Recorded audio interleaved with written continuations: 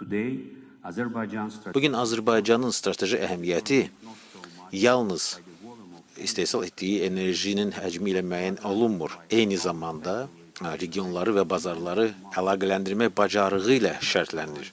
Azərbaycan 20-dən çox ölkəyə qaz ixrac edir.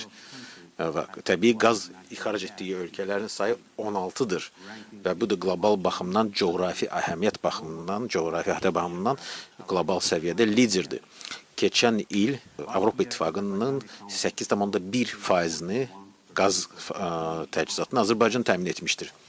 Avropaya bu il artıq 16 milyard kubometr Avropaya ixrac olunub, 20 kubometr Türkiyə və 3 kubometr Türkiyə və 800 milyon kubometr Suriyə. Avropa bizim üçün əsas bazar sayılır, hesab olunur.